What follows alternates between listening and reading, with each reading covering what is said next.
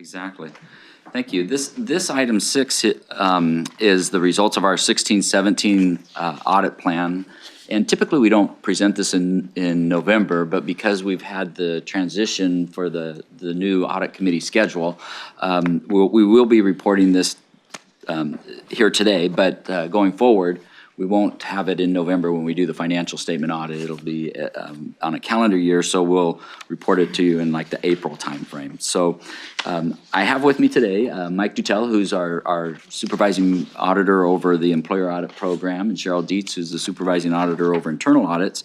And they're going to share with us some of the results and highlight those things from the prior year that we've been able to accomplish. And what we try to do throughout this is provide you, because it is a lot of information, with some graphics that to make it a little more consumable for you, that show trends over time and be able to speak to that as well, in addition to specific issues if you'd like to. Good morning. Welcome. Thank you. I am pleased to report that the employer audit team completed 60 audits, which exceeded our annual goal by 2 audits. The 60 employers that were audited had an active member population of 50,370 members, which is nearly 16% of CalSTR's active member population.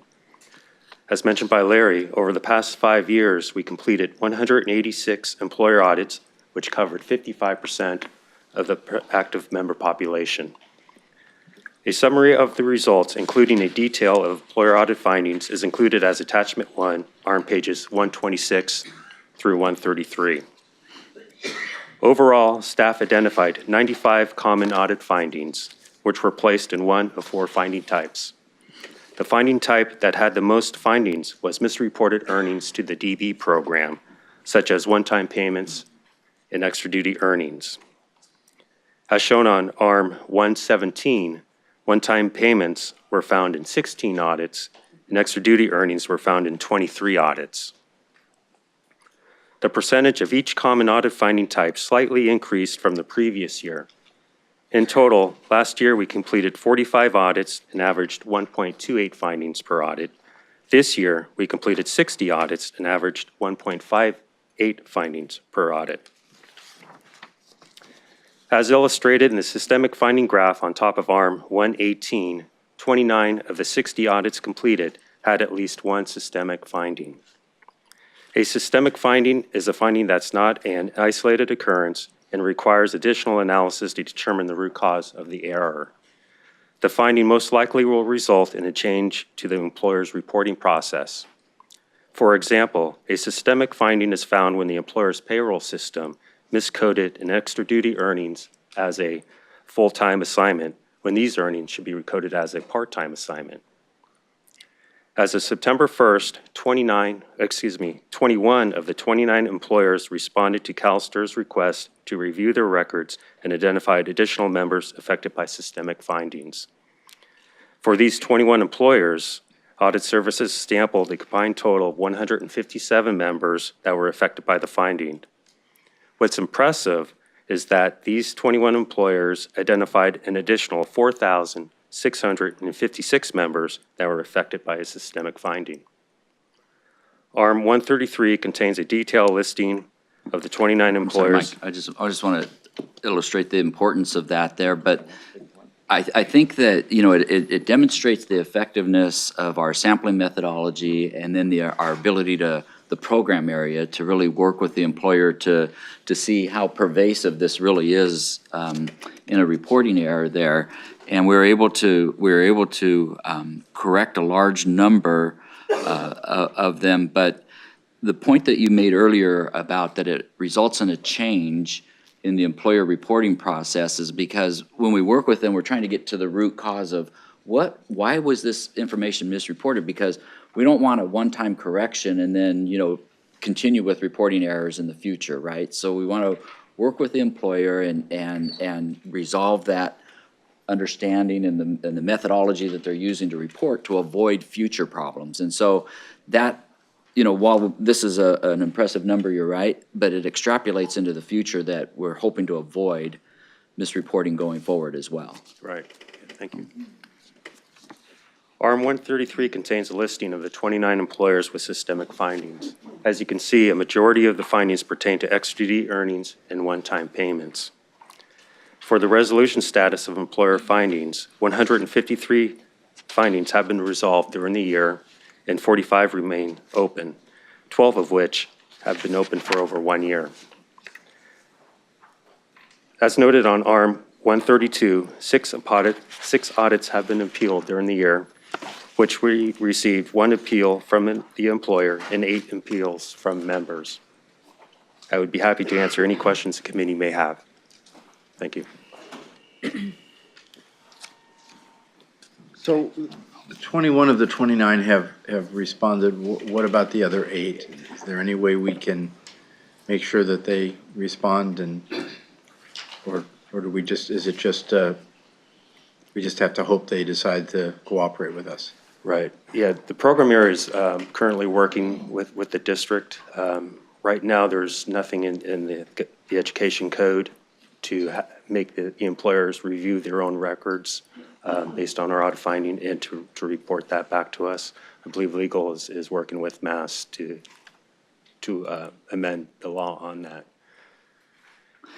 Also, of those who haven't reported, you know, as Ms. Hendrick alluded to earlier, was that it also may be under appeal. It also is fairly new time frame where we're getting information from them. I don't think that there's very many instances that we have here where they're not working with us. It's just a matter of timing for resolution and when we reported this. And so some of them, as of when we as of our year end here, may already be resolved as well. Right. Great. So I don't think that it's a big issue of lack of responsiveness. The employers are willing to work and understand and trying to do the right thing. Great. I don't see any other questions. Thank you. It's been great to see the growth of this program and the fact that we've been doing more of these audits and I think getting a lot of benefit from them. And so it's very good to hear. Thank you. Thank you.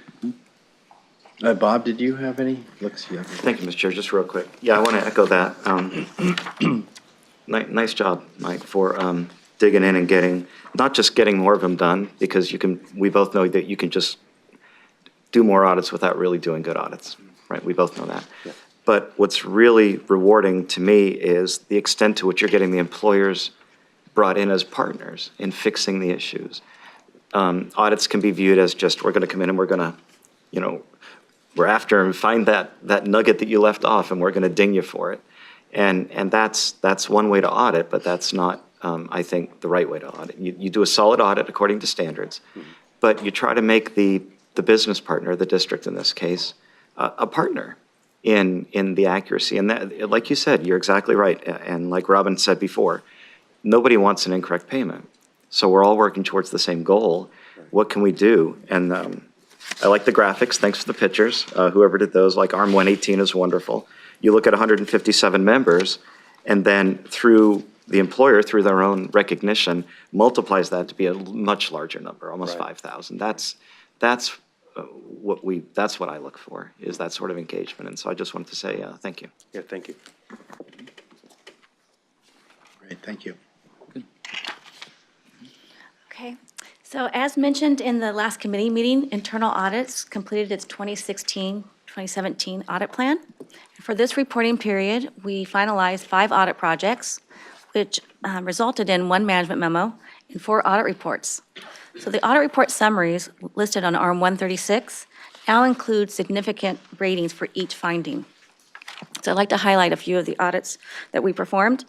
So we completed the internal controls over member data, which Larry discussed in the last agenda item. And then we also completed the review of Pension 2, which focused on the controls over the administration of the program. So we assessed controls to ensure compliance with third-party agreements and to ensure compliance with the teacher's retirement law, as well as we verified that the program maintained and monitored the employer contracts. So through this review, we identified 2 significant issues which related to contract monitoring and compliance with the teacher's retirement law. As a result, management is working to improve contract oversight and ensuring, working with legal to ensure compliance with that teacher retirement law. So we also added significant and resolution ratings to the outstanding findings, which are summarized on Table 1, ARM 121. And the details for each of those outstanding findings can begin at 141. Further, we included a chart to illustrate the employer audit resolution trends within the last 5 reporting periods. And as you may see, a resolution may have slowed, but there could be various reasons for that, such as increase in the number of audits, the complexity of the audit findings, and/or the availability of resources. So of those findings that remain unresolved or where due dates were extended, management recognizes the risks and is working towards implementing corrective action to fully resolve those issues.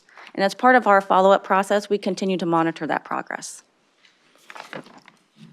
So we also facilitated the completion of the technology services and investments audits, as well as 2 audits performed by Crow related to CalSTR's other pension and post-employment benefits information, which includes the Medicare Premium Payment Program. So these reports began at ARM 162, and the audit firm's representatives will go over the results of those reports. But before we ask them to come up, I'm happy to answer any questions you may have. Questions? Yes, Betty. Thanks, Paul. Just one of these audit projects caught my eye, if I could just ask the status, on ARM 143, and it relates to the private equity investments. And I think that related to an earlier audit that was released that had a recommendation about being able to track private equity fees more closely, and we're going to issue an RFP, but that delayed, and I just wanted to see whether we're on track with that. I didn't quite catch the question. I think there was a RFP that was due to be issued, but it was delayed to, I think, a later quarter in 2017. So just wanted to see what the status of that was. Yeah, that's Is that on correct. track? Mhm. So what we've tried to do here is illustrate, first of all, the significance of the issues, and we identified, a rating scale for the committee to really know what's important in this report, because there's a lot of information here. And then we also report on the resolution status, and we noted that the due date was extended for that particular finding, and that's the exact reason is the RFP was delayed beyond the original date that it was planned, but it is moving forward. I think it was discussed yesterday in the investment committee as well, and they're moving forward to get an independent consultant that will validate the calculations with regards to private equity on management fees and as well. Okay. All right. The significance rating on here is something that we vetted with the executive team, and I think going forward, it'll be very helpful for the committee to identify those. And I think, the area to really kind of focus in on would be those that are, the more significant items, as well as if you have an extended due date. And so, in general, though, management has recognized all of these risks, and they acknowledge all of them. They are working towards addressing them. It just, there's times where you need to prioritize your work, and there's things that might delay implementation of the recommendations, but if it's a very, very significant items and we see an extended delay period, then it might be of interest to know why that's occurring, right? And we try to illustrate that in the summary of the status of it. But it's not as if management has accepted these risks and are doing nothing about them. In all cases here, for the significant items, there is progress being made, and we note that as far as the report as well. Great, thank you. I'd like to follow up on that a little bit. I mean, looking at the summary on ARM 141 to 144, there are 4 findings that have a red diamond significance rating, and the due date has been extended. I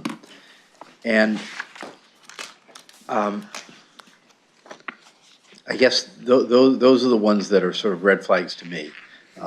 They seem to be serious. They seem to put us at a significant amount of risk. There are two on ARM 143 and two on ARM 144, where the due date was extended and there's a red.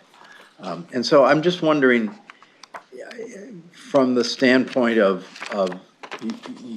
your office, Larry, I mean, are these things we should be concerned about? I mean, a red significance rating sounds to me like it's something that needs to be resolved. And is there a way in which we can make sure that the focus and resources are there to resolve red findings on time without extending the time limit? Or should we be hearing from you, Larry, to say, this is really, you know, we put a red significance rating on this because it's really important, and want to, you know, keep alerting the committee, and then asking, because I mean, we're not asking for a response from management that owns these four issues where the status is. We could, but I'm not sure that I'd like to see if that's something that we can rely on your office to do, Yes. or you know, Jack to make sure, Cassandra to make sure that the resources are there, because those are the ones that kind of worry me. Yeah, exactly, and you're focusing on the right area, and I appreciate that, and so I want to Larry, just, before we get, I'm sorry. Betty wants to add to Okay. that. And maybe just in terms of some additional context with respect to those that are highlighted with the red diamond, or if their due date's extended. I think there are some that are related to outstanding findings that date back to the prior year. And so just to kind of know that we're carrying some of that forward, but the progress on those are going to be really critical. Yeah. Yeah. yeah, okay, thank you.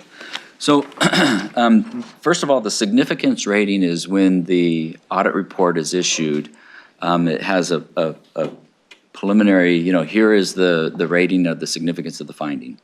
And over time, management takes actions to implement that, and that is what we track and report to the committee. However, some items may go beyond the 1 year timeframe, and others may take even longer than that to resolve. Excuse me. On ARM 143, the second diamond there, if you will, which is under the Ethics and Compliance Program, we report on the status of that finding on ARM 157. That's finding number 2, about halfway down the page. And we indicate the status per management on here. And you, as you can see, management is continuing to make progress in this area. They initiated some requests for reports to obtain the inventory. They're working on gathering all of the information they have to make sure that it's complete. You know, it is taking time to pull this together, if you will.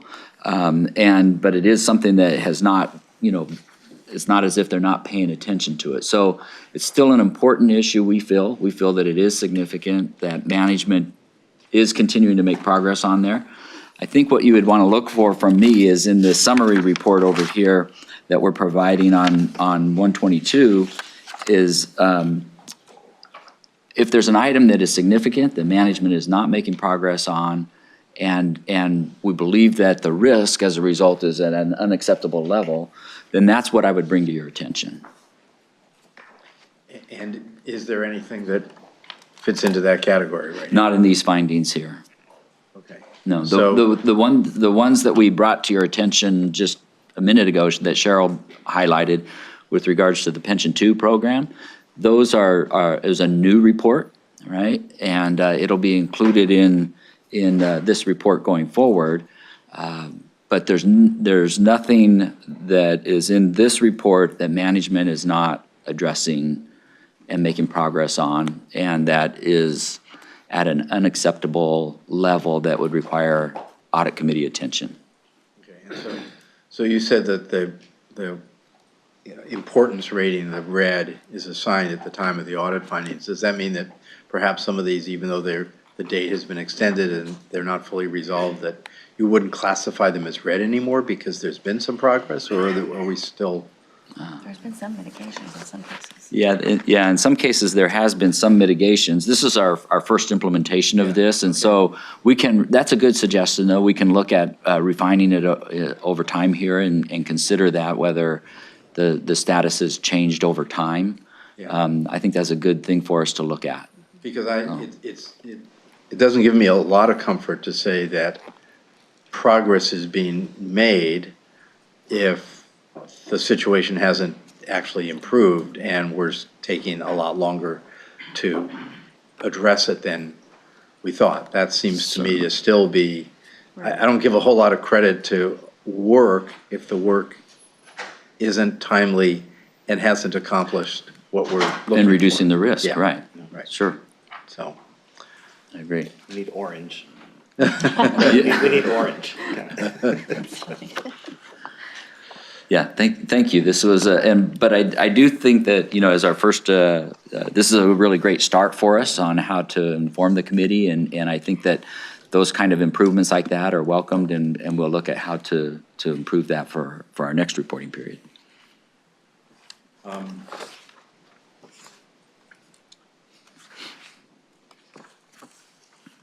so anything else? I know we move to the next We have a next part of our we have of some this folks very here long that- report. We have some folks here that have prepared some reports for the committee, and primarily the focus on these is with regards to our investments as well as our information technology and information security types of reports where we contract with an external firm to conduct these specialized audits. And so they'd like to share those results with you in summary.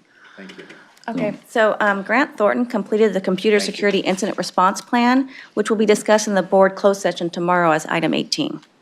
So then our next audit that I'd like to call up Richard Green, Debbie Chan, and Leah Cochran from Ssae, Ginny O'Connell, to discuss the Fixed Income Investment Report at ARM 163 and the Innovation Investment Report at ARM 172.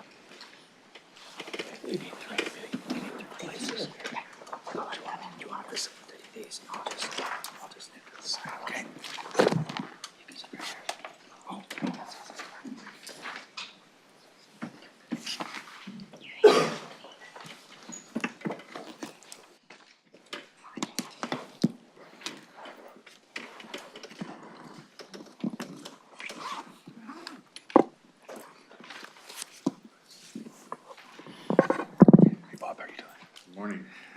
Well, good morning. I'd like to thank the committee for the opportunity to present the results of our work. I'd also like to thank the members of the management staff of Audit Services as well as Investments for their assistance during the course of our work.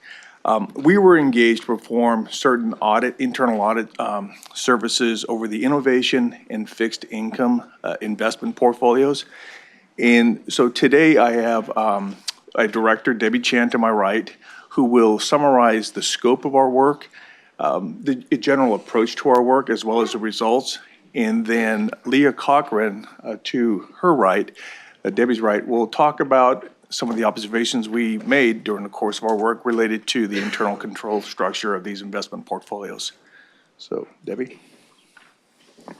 Good morning. So I will start with the audit period for both projects. The audit period for innovation investment was from the period of July 1st, 2015 through June 30th of 16. For fixed income investment, it was from January 1st, 16 through September 30th of 2016. The objective of our audits was to determine whether internal controls were in place, properly designed, and operating effectively to minimize the operational compliance, accounting, and reporting risks inherent to the innovation and fixed income processes. We performed the internal audits in accordance with the AICPA standards for consulting services. We approach our audit in two phases. We first complete a risk assessment for each investment project During this phase, we identify inherent risks that was relating to the innovation and fixed income that is inherent to those areas and counters mitigations of those risks through the design and implementation of internal controls and processes. The second part of our audit approach is the testing. We first verify that the internal control were properly designed. We then test those control and processes to determine whether they're operating effectively or they're operating in place. It's important to know that the result of our procedures reveal that the internal controls and procedures are in place, properly designed, and operating effectively. However, we do have certain observations to strengthen the current processes. With that, I will turn the presentation to Leah. She can summarize our observations. Okay, so resulting from the procedures performed for innovation, we identified 3 observations related to the following areas. And the first area, again, as Debbie had mentioned, the controls are in place and operating effectively, so it really just relates to the consistency of the procedures between the risk and controls worksheet and then practice procedures and other documents that have those procedures noted. So for innovation, there were 4 areas in which formal controls exist and are documented within procedural documents, but not included in the risk and controls worksheet. So the second area relates to Ssae 16 and then Ssae 18 reporting on controls at a service organization. And so for that, the identification of third-party administrators that should be subject to formal review procedures, that's one of the areas that we observed could use some improvement. So we identified Lixor, which is a third-party administrator utilized for innovation, and that Ssae 16 report wasn't subject to the formal review procedures. And then the last area relates to formal documentation of procedures for innovation investment policy compliance. So we noted 2 areas in which there's program mandates that exist, but there's not formally documented procedures and controls related to those areas. That is the, strategy size limitation and then 3-year review of strategies. And so we didn't note any non-compliance in these areas. It's just, again, strengthening the documentation of the controls in place.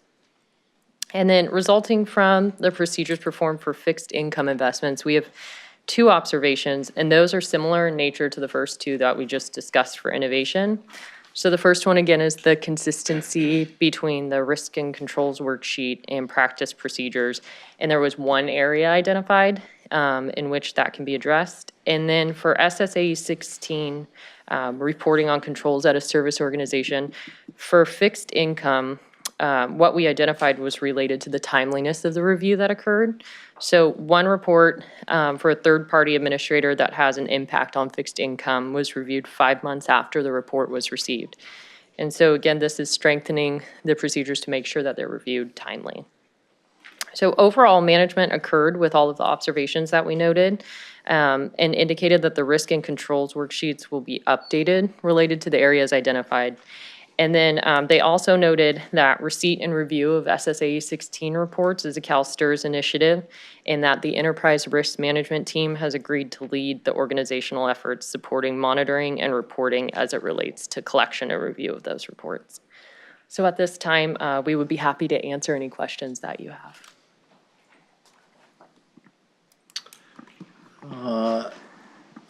I have a question, I don't see any others. And it's this thing you just described, the Ssae 16. Could you explain that a little bit more and what the resolution is? I'm not sure. What was the failure that and what was the significance of the failure? Okay, so there were actually 2 different failures that we identified. So the first one in innovation was the identification of Lixor. So Lixor is a third-party administrator that's used related to hedge fund oversight. And so that third-party administrator has a report that's provided. They do have an SSA 16 report, but it wasn't subject to the formal procedures that CalSTRS has in place related to review of the SSA 16 reports. So really what that is making sure that all third-party administrators that could have an impact on the financial statements or reporting are properly identified. And again, that's one of the organizational efforts and initiatives that the enterprise risk management team is taking over. And then the second. Can you back up? What do you mean the enterprise risk management team is taking over? I think. I don't understand. Is what, I mean, we have Robin, if you could explain.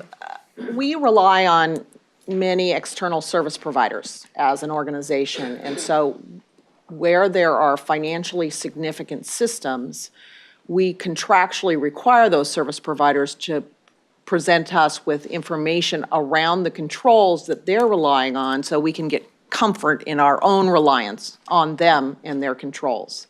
And so we have contractual requirements to get those reports to us. I think if I'm interpreting this correctly, Leah, and help me if I'm wrong, we got the report, but we didn't review it for 5 months after we got it.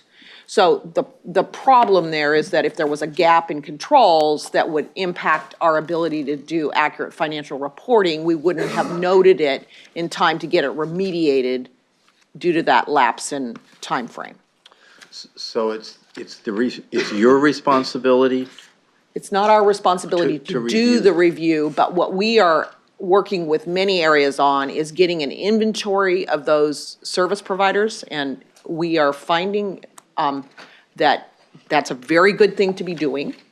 So we do have a complete inventory of the service providers and the timing of the report submission, and then the areas responsible for the review. So again, we're not going to do the review. We're going to perform a function to help people ensure they're getting the reports and are performing the review timely. And then where we do identify exceptions, that we have a process to get back to the service provider and have them document how they've closed that gap. So it's really a process. Okay, I see Chris seems to want to say something, Larry. Investments got the report, we reviewed it, we were fine. But the internal building checklist of who's getting these reports and are they verified, Lixer wasn't listed on Robin's list of external vendors. So that's what they caught and noted, and we're making sure that, that full list of vendors across the whole building, that every one of those identified. That's correct. Okay, so Robin, you got the responsibility to put in place some systems that everybody then understands they need to follow to get these things to you. Correct. And, again, Brian mentioned it's contractual compliance as well. In some cases, these aren't contracts. I mean, and again, we're pulling this together as we speak because there are certain kinds of responsibilities in limited partnership agreements as well. So it's a good thing for us to be doing, and we are working to make sure we have consistent information across the organization. Joy, you have a question.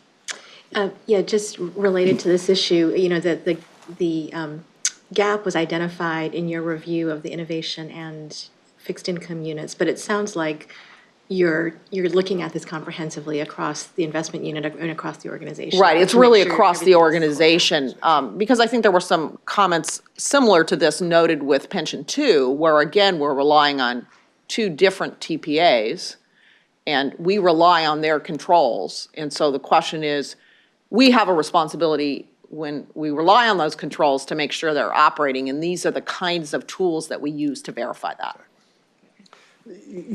The tools being the SSAE Reports. And those standards are also changing, so this is something we're learning about. There are various types of reports, and I'm not yet clear on the consensus in our expert community as to the best tools for us to use, so.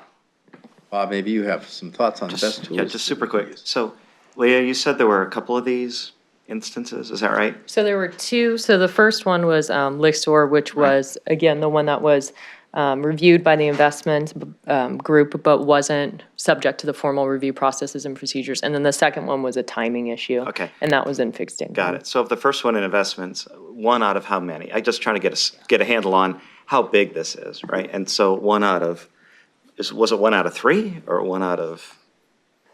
Many. And, well, I know the answer, but I'm asking you to give me the answer. It's many. Okay, good. It's 1 out of a lot. Okay, Yeah. okay, great. Is that the, Yep, that Rest- is our presentation. okay. I don't see anybody else with questions, so thank you very much. You're welcome. Thank you. And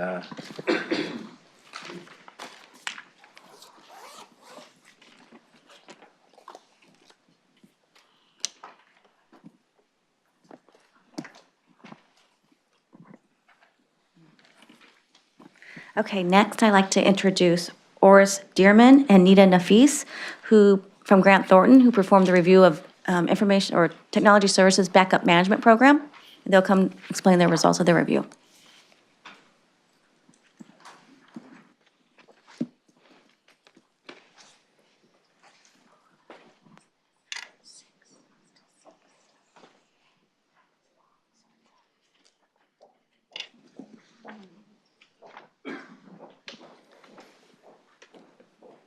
Okay, thank you, everybody, for giving us the opportunity to be here today. Myself, Oris Dearman, and Nita Nafis will summarize the results of our audit. We were engaged to look at the internal controls surrounding the backup and recovery process for CalSTRS systems. In doing so, we took a risk-based approach and leveraged a business impact analysis performed by CalSTRS that identified critical and significant applications to the organization. So we were focusing appropriately where the risk would lie. During our review, we looked at several different areas, including governance around the backup process, backup operations, service level agreement management, logical access to the backup application systems themselves, as well as physical access to backup tapes. In the results of our audit, we identified 11 medium risks and 5 low risks that Nita will summarize for us. Thank you, Oris. So as a result of our backup and recovery audit, as Oris mentioned, we noticed 16 observations, which we categorized into high, medium, and low. We had 11 medium observations noted in the areas of backup governance, operations, logical access, and physical access to backup data. And then we noted 5 observations in the area of backup operations, service level agreements, and physical access to backup data. So in the overall process, what we noticed is in the area of backup governance and backup operations, basically in summary, we noticed that there was, while there were some procedures and policies in place, they were just not formalized and distributed to the entire team so that everybody can consistently follow the process. So that was one of the items that we noted to make them more formal and have a approval process in place so that everybody can follow them consistently. Also, as a part of the BIA analysis, there were applications that were categorized into Tier 1 and Tier 2 systems. So as a result of our audit, one of the findings that applied to several areas was really identification of what those Tier 1 and Tier 2 applications were, and to basically distribute that knowledge amongst the entire team. So what we noticed was in some areas, not all applications were scoped in, but some of them were scoped in. So that's where we saw a little bit of a discrepancy between, the full scope of the Tier 1 and Tier 2 applications. Under logical access, we noted that privileged access to the backup application was not reviewed on a periodic basis, so we suggest that management do that. And then under physical access, we noted some individuals who had access to the tape storage room which were not authorized. And to add to that briefly for the logical access and physical access, both instances for the logical access to the backup application, there were some legacy accounts that were still existing of employees that were no longer working for CalSTRS. So while overall access may have been reviewed, those accounts still existed on the system.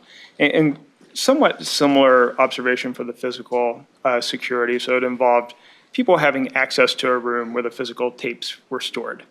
Everybody that had access was certainly a CalSTRS employee. It's just you want to restrict that, right? You don't want people having access to that type of backup tapes and data unless they need it. In both cases, the real control improvement is going to be a monitoring process, ensuring that those with access to both logical and physical are reevaluated periodically to continue to be appropriate, and also enables to catch instances where somebody might get missed. And that summarizes our audit. We're happy to answer any questions. So I see that there's a lengthy management response with target dates for completion. Who monitors those? I don't. And again, back to the investment reports that we just heard. When there are these external audits, who's monitoring whether the responses are being carried out? Audit Services does follow up on external reviews as well as the internal reviews. Do you report?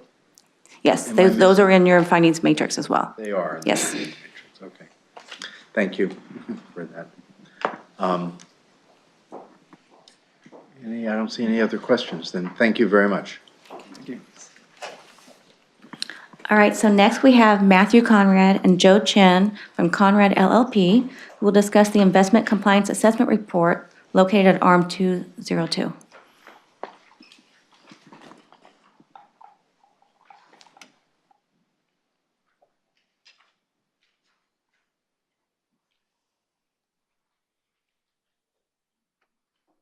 Morning. I'd like to thank the committee for the Can you hear me now? Yes. Good morning. I'd like to thank the committee for the opportunity to present the results of our work as well. And I'd also like to thank CalSTRS management and staff for their assistance and hospitality during our engagement. Our firm was engaged to perform an assessment of monitoring over specific investment-related policies. And the policies included in our assessment can be viewed in our report, as Cheryl stated, at ARM 202. So the objective of the work was to determine whether effective monitoring controls were present over the applicable policies we were tasked with reviewing. And we worked with Audit Services to identify the applicable investment policies which we reviewed. Our work was performed in accordance with the consulting services standards propagated by the American Institute of Certified Public Accountants. And in total, our engagement team was impressed with the amount of controls and monitoring activities over the applicable policies with which we reviewed. It was clear to us that the investment staff took the policies seriously and worked to document compliance with the individual policy requirements. At this time, I'd like to introduce Joe Chen, who's a manager with Conrad LLP and the engagement manager for this review. And Joe will talk about the engagement process and ultimately the results of our work based on the procedures performed. Thank you, Matt, and good morning to the committee. I'm going to give an overview of the scope of our review. As identified in our report, we look at 17 policies. For those 17 policies, again, we are doing a consulting review, and it's a little different from audits, where there was only 4 areas, or actually there was 4 areas that we scope into this review. First is we identify the key elements in each of the policy. And from there, we develop a questionnaire as to what are the monitoring controls that are behind each of these key elements.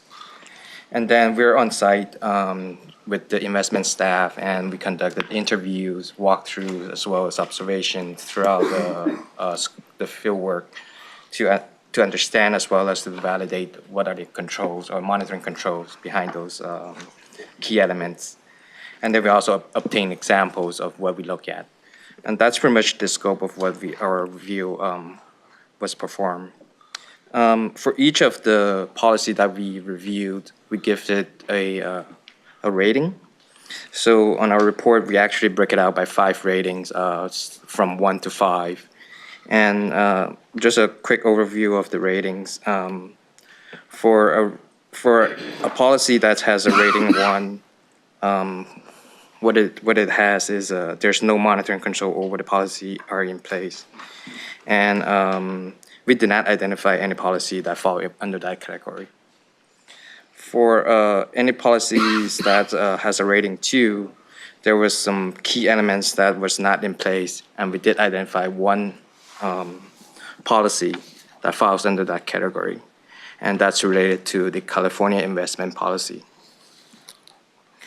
For any policy or a policy that has a rating 3, its monitoring control are in place, but with a few exceptions or lack of sufficient documentations. We did identify 3 policies that fall under that rating, and those are inflation-sensitive, responsible contractor, and home loan program. And a policy with a rating 4 is their monitoring controls are in place and adequately documented, which there's a slight improvement recommended. And we did identify 2 policies that fall under that category, and those are risk mitigations and insider trading. And then a result rating with a 5 is there are actually effective monitoring are in place, and the rest of the 11 policies fall under that category.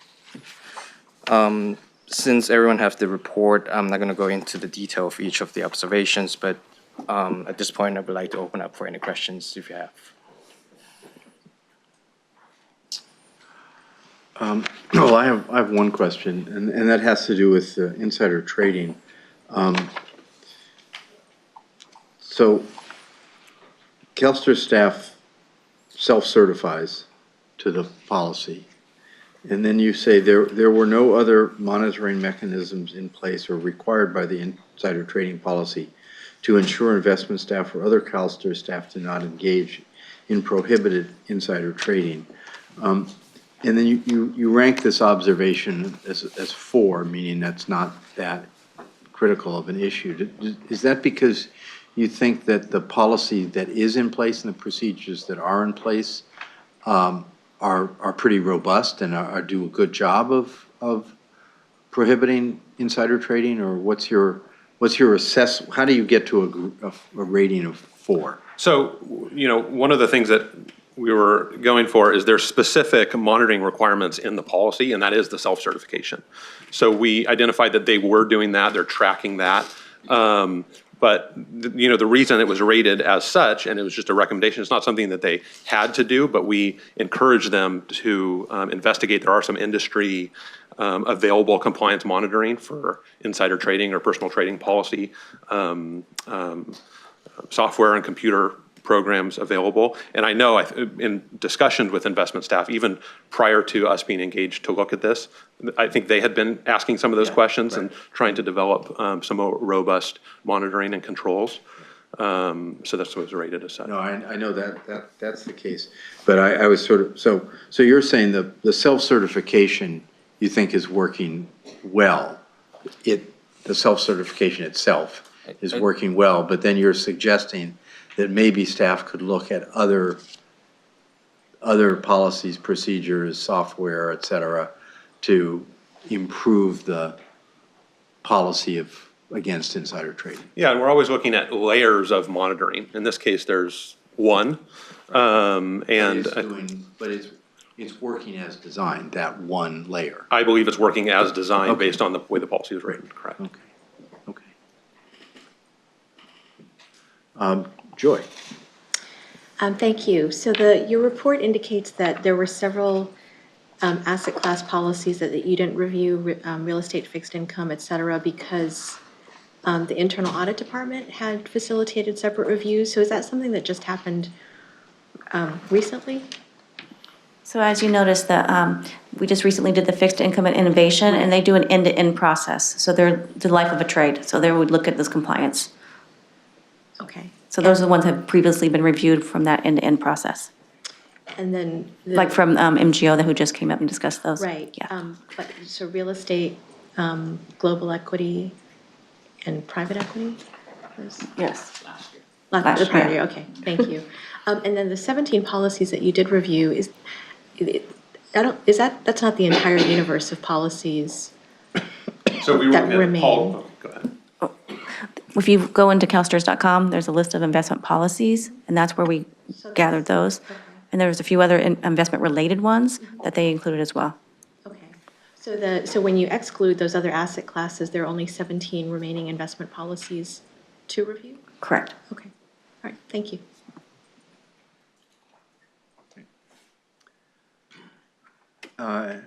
Any other questions or any comments? Great, well, thank you very much. Thank you. All right, thank you. All right, so last but not least, we have Brenda Torres and Kevin Smith from Crowe Horwath LLP, who will present the reports on internal controls and report to those charged with governance for the schedule of aggregate pension amounts and other post-employment benefits, which begin on ARM 314.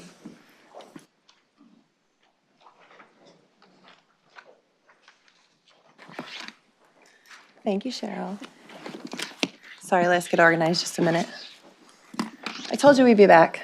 Here you are. Yeah, here we are. Do we have fatigue yet, or are we doing okay? It's been We're great. reinvigorated by your return. Thank you, thank you. Just getting going. It's been a great morning. We want to try to work through this presentation fairly quickly in the essence of time, but want to be sure that we have an opportunity to address any questions that you might have. I think it's pretty important for the ARM committee to understand the scope of our services, comparing, contrasting to maybe the previous presentations that you've heard, our presentation on CalSTRS financial statements, and then really our responsibilities for this additional information. Okay. So if you want to turn to ARM, I think Cheryl mentioned 216. So I want to talk a little bit about the other pension information. So CalSTRS has engaged Crowe to perform additional audits. So we are actually issuing opinions. And I want to compare and contrast that to the reports that you heard earlier, which are internal audit reports, if you will, where the auditors are sharing observations about the internal controls in various areas. So we're actually issuing opinions in each of these particular areas. So I want to make sure that that is well understood.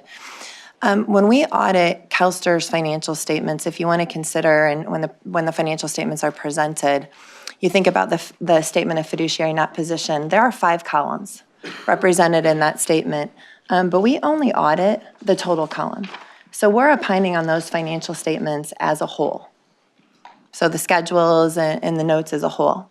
What we're going to talk about here with the other pension information and the other post-employment benefit information is that we're actually issuing multiple opinions that are very specific under AUC 805, which are opinions on specific elements or schedules of a larger financial statement, if you will.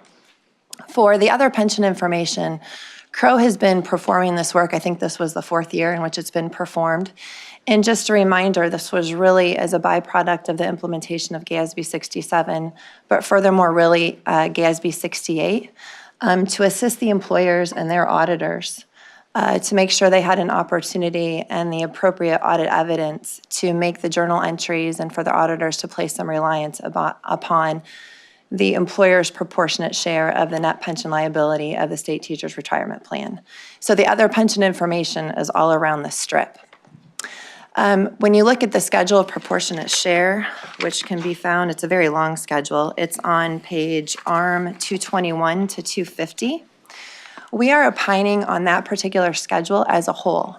So I want to make sure that you understand that we're not opining on just the total contributions number, the $6.7 billion, but we're actually opining on the schedule of the whole, which would include the amount stated as well as the proportionate share.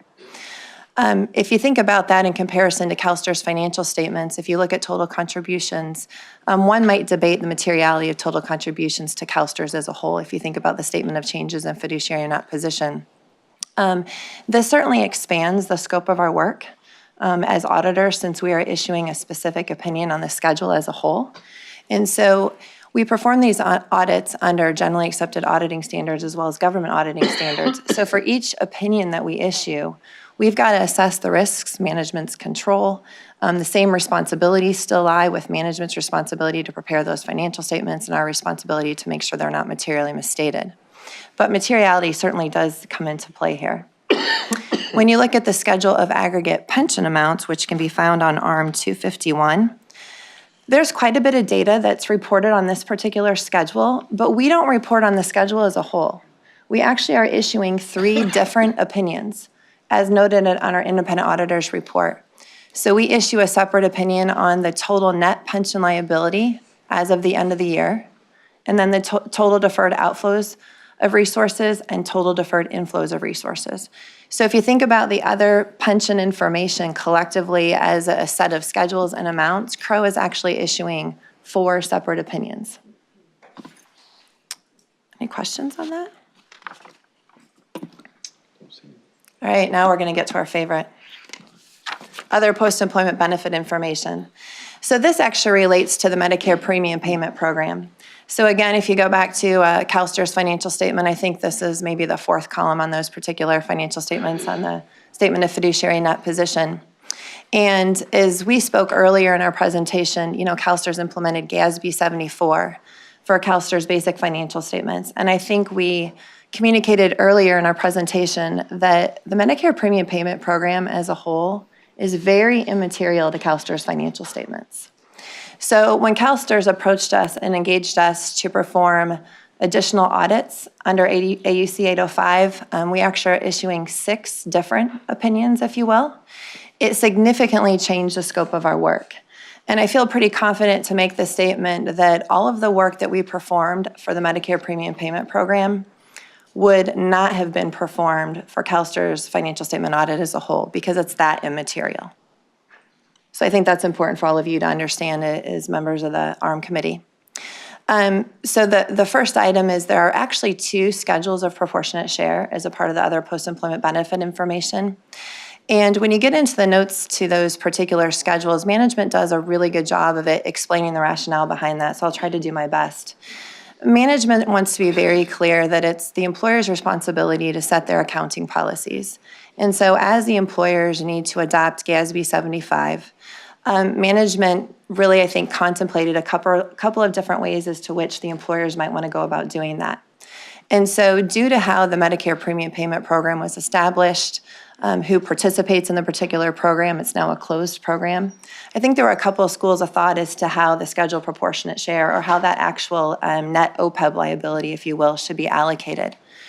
So the funding mechanism for the Medicare premium payment program, it's a pay-as-you-go program, and it's actually funded through the employer contributions to the STRIP. So therefore, one might argue that the schedule of proportionate share of employer contributions to the STRIP, so keep in mind the schedule I referred to earlier, minus the state, because the state doesn't have any obligation to the Medicare premium payment program, might be an appropriate mechanism in determining one's net OPEB liability and their proportionate share, if you will. In addition to that, those that are actually participating in the program and receiving the benefit, there's a very complicated decision tree, right, Robin? That determines those that are eligible for the program and those that actually participate for the program. So the scheduled proportionate share based on Medicare premiums and surcharges paid for employers actually relates to the employer from which the member last retired and the payment of premiums paid on their behalf and aggregating it for those employers. So if you compare the 2 different schedules, you're going to find all of the employers of the STRIP are in the first schedule of proportionate share, and only those employers who have members that are receiving a benefit in the second schedule of proportionate share. Again, we are opining on these 2 schedules as a whole, so that would include all the dollar amounts as well as the proportionate share allocation. So the total contributions minus the state is only $4.2 billion, if you will, and then the schedule of Medicare premiums paid is about $29 million. In addition to that, you have the schedule of aggregate other post-employment benefit amounts. So again, there's a lot of information on this particular schedule. We are issuing 4 different opinions on this schedule. In the year of implementation, the employers are going to need this information, so CalSTRS engaged us to perform an audit of the total net OPEB liability as of both June 30, 2016, as well as June 30, 2017. In addition to that, you have total deferred outflows of resources and total deferred inflows of resources. As you can see, none of these numbers have been rounded. So you look at the impact of materiality, again, as we plan our audit procedures and we report on these dollar amounts, Management as well as Crow is considering the materiality based on that total deferred inflow of resources. That's a $9,000 number. So that significantly changes your scope. I thought that was funny. So it's somewhat challenging to find a chart to scale when trying to depict actually the relation between the Medicare premium payment program, the strip, to CalSTRS as a whole. So we tried to do our best to do this here. So in the far left column, you have the total pension and OPEB liability, which is really just the sum of the total pension liability and the total OPEB liability of the two programs. So you can see that as we design our audit procedures for CalSTRS financial statement audit, the total pension liability and the net pension liability of the strip is very, very material. So except for the schedule of proportionate share, all of the procedures that we're performing to opine on the other aggregate pension amounts as it relates to the strip, we would perform those procedures anyway under CalSTRS financial statement audit. Conversely, you can see that you can barely see the total OPEB liability, and that amount is $421 million. Again, completely immaterial to CalSTRS financial statement. So we wanted to make sure we showed this with respect to the total liabilities, both the fiduciary net position and then the net liabilities, if you will. And I think it's important because since we are engaged to perform these audits under both standards, if you will, and government auditing standards, you're going to hear some information in terms of our deliverables today that you may perceive to be a bit less positive than what you heard earlier today. And I want to make sure it's clearly understood as to the relative materiality of CalSTRS as a whole. All right, clear as mud, right? So let's get into the independent auditor's report for the other pension information. This appears on ARM 219. Don't worry, we're not going to bore you with going through all of the same information that we did previously. I think what we're going to do is identify the differences, if you will. We are again issuing unmodified opinions. So in this particular situation, again, we're issuing 4 different opinions as stated here. They're performed in accordance with both standards that I covered, and they are unmodified opinions. You will also find on ARM page 220, there is only one emphasis of matter paragraph. So this gets back to a discussion that we had earlier around emphasis of matters, and this relates to the net pension liability of employers and the non-employer contributing entity. So this relates to the strip. All of the same information is included within this emphasis of matter. Now you might ask, well, why don't we see an emphasis of matter relative to the fair value of investments, those level 3 investments that we referred to? In the other pension information, there is nothing regarding CalSTRS investment portfolio disclosed. The total investment balance isn't there, so therefore that emphasis of matter paragraph would not be appropriate. So that's a difference that you'll see here.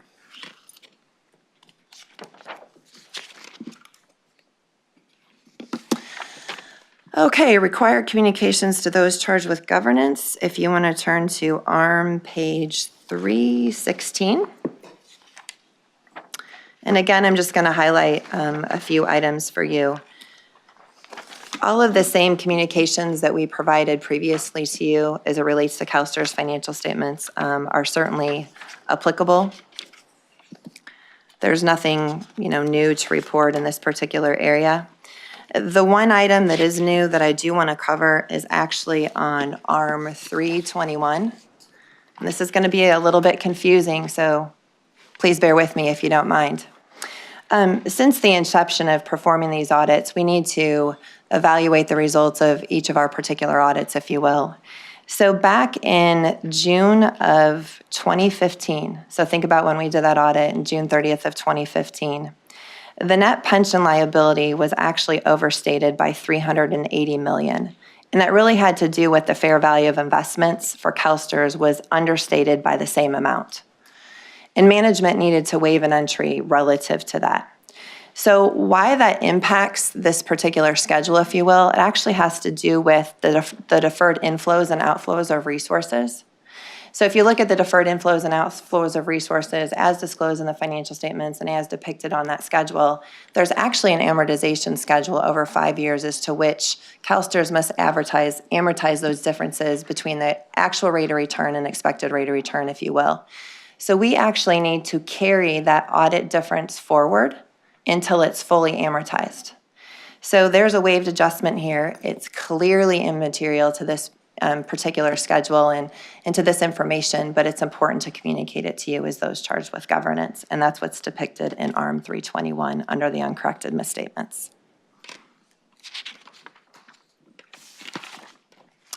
And then on ARM 314, so now we're going to go backwards. Very similar to CalSTR's financial statement. We are not issuing an opinion on internal controls, but as we audit these particular schedules and amounts, we consider management's internal controls, and consistent with CalSTR's financial statement audit, there are no significant deficiencies or material weaknesses that were identified. So I'm going to pause there, take a drink of water, and see if anyone has any questions on the other pension information or if Kevin wants to add anything. I don't see any questions. Excellent. Okay, so the other post-employment benefit information. So again, on this first slide, just reminding you that we are actually issuing 6 different opinions. If you want to go to ARM page 261, we are issuing unmodified opinions, if you will. But what's important here is, let me find 261, is we do have an emphasis of matter paragraph that is actually a new emphasis of matter paragraph because it would not have been significant to CalSTR's financial statement audit as a whole. This can be found on ARM page 262, and it talks about the net OPEB liability of the employers. So this really gets back to that the net OPEB liability, of the Medicare Premium Payment Program. So very similar to CalSTR's financial statements, you want to talk about the sensitivity to the actuarial assumptions. And so those are disclosed in more detail within the notes to the particular financial statements, but they're also identified here in terms of the investment rate of return, the premium cost trend rates for both Medicare Part A and Part B premiums, and the participation rate, as well as the mortality tables. So again, our opinion is not modified with respect to that particular matter, just want to call it to your attention, as well as to the attention of the users of the financial statements.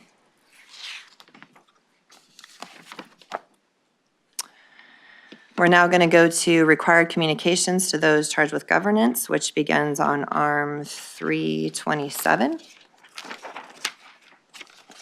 And again, I just want to highlight those particular items that you should pay attention to that are different from what you've heard previously. On ARM 328, when you talk about significant accounting policies and management judgments and accounting estimates, this is really where it starts to get into at the very bottom of the page, and it rolls into page 329. Really talks about the scheduled proportionate share of contributions for the strip, as well as the net OPEB liability for the employers. So very consistent with what we talked about previously. But then in addition to that, talking about the accounting policies and management's decision to prepare the scheduled proportionate share based on Medicare premiums and surcharges paid for employers, and making sure that you fully understand and it's consistent with the disclosure as to how that particular schedule was prepared.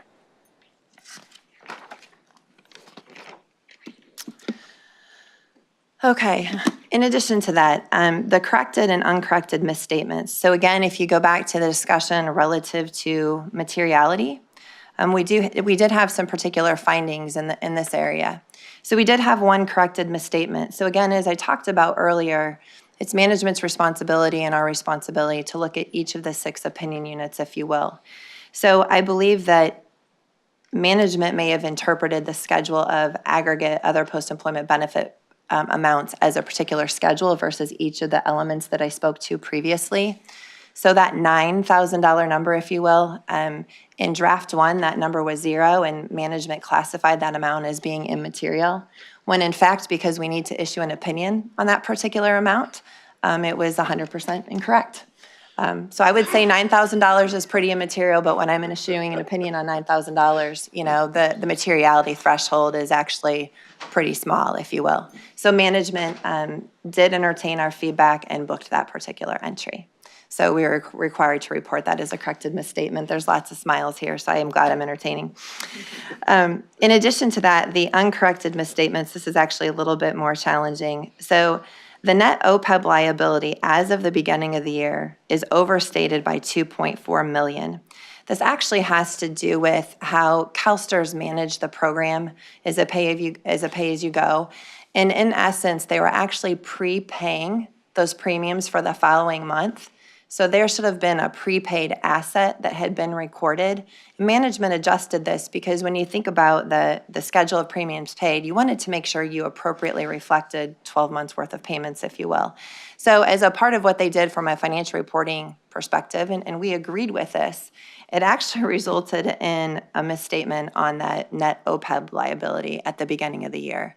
Again, we don't have any concerns relative to how management approached it. We thought it was very appropriate, but when you think about materiality and the opinions that we're issuing, it did cause a material misstatement, a misstatement that we deemed to not be material, but it rose above a de minimis level, if you will.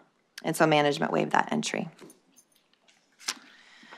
If you want to go to ARM 332,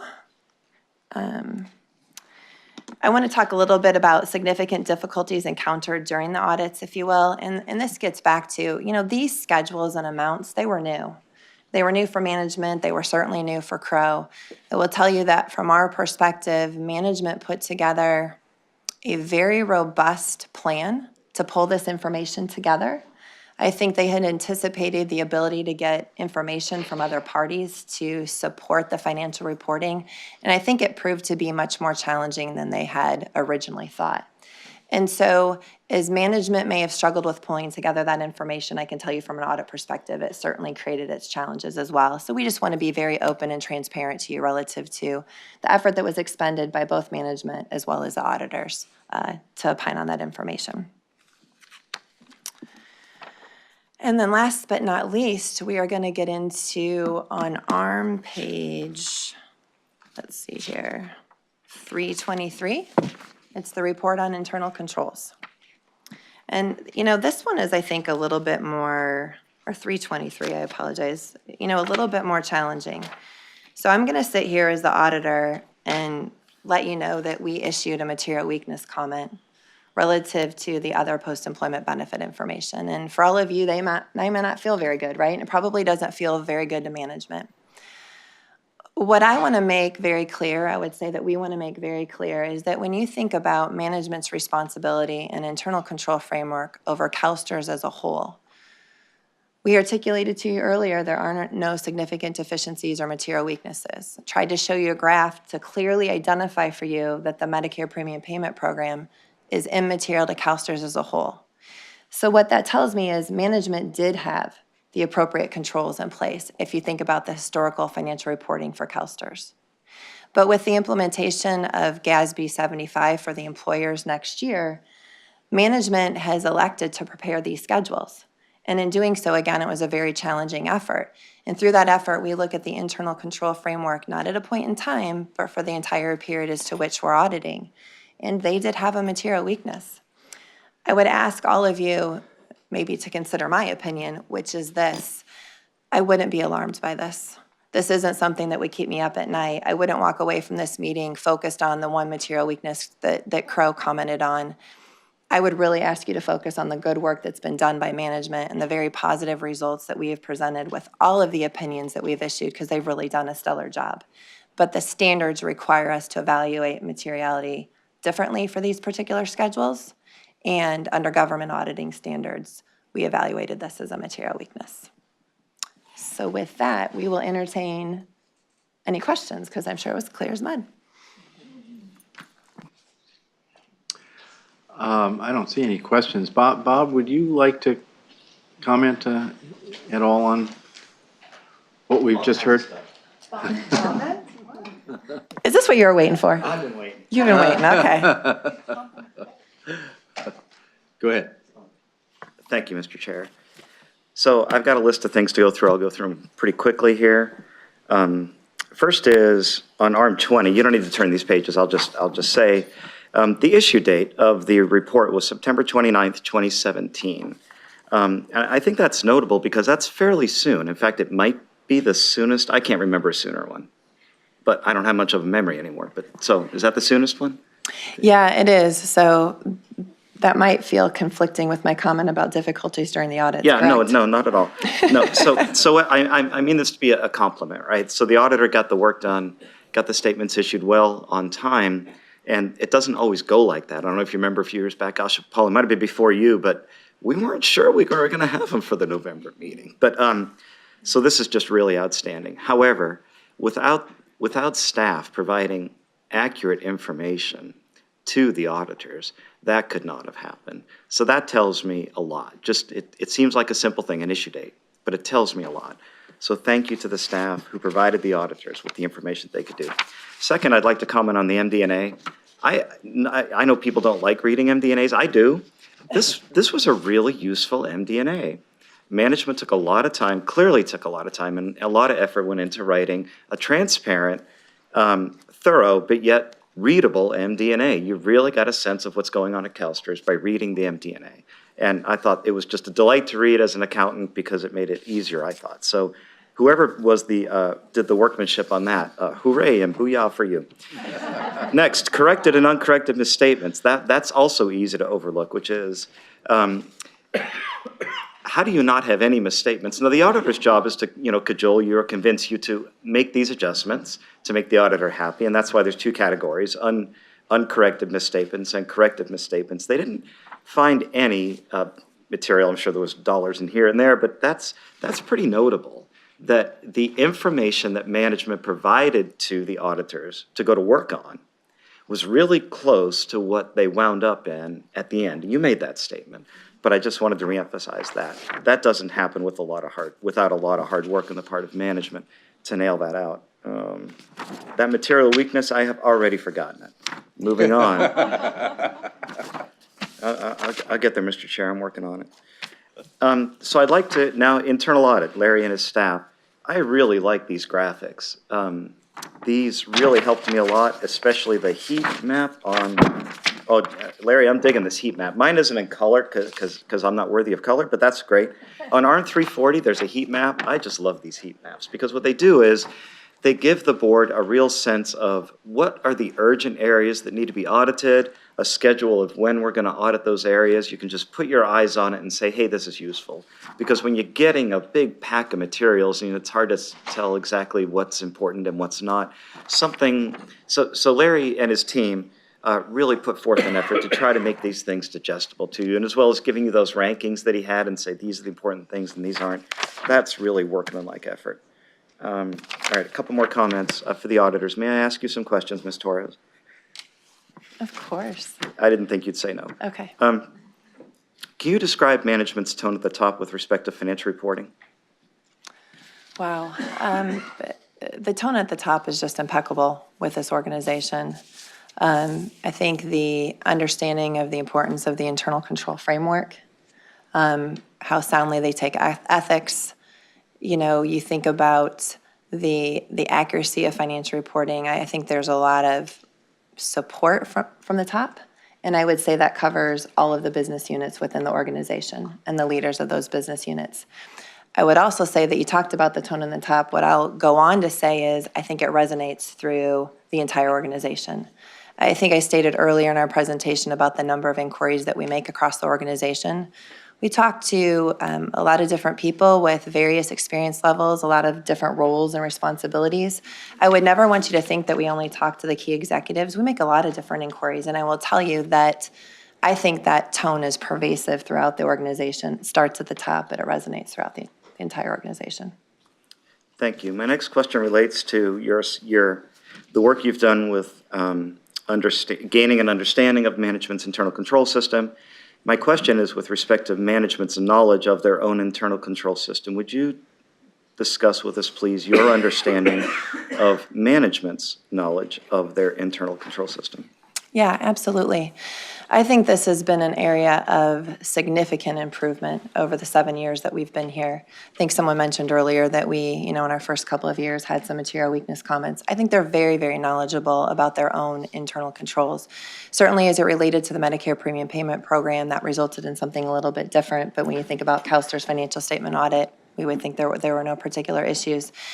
I think earlier Larry may have mentioned the control risk matrix and then really further embedding that within the entire enterprise risk management structure, if you will. So I think there's an opportunity for improvement that we spoke to, but I would say that we have seen dramatic improvement relative to their understanding of their own internal controls, as well as identifying the risks associated in all their processes and making sure that there are controls to remediate those risks to prevent a misstatement.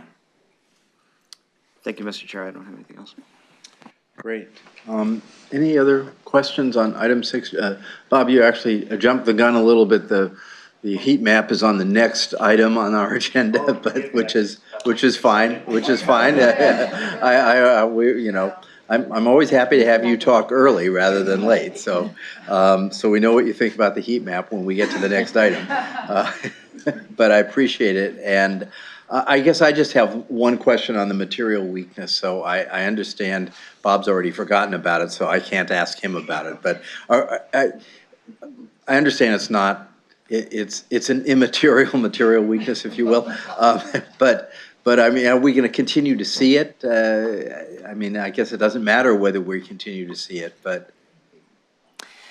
So I think management would probably want to respond to that particular question. We've talked about that. Yeah.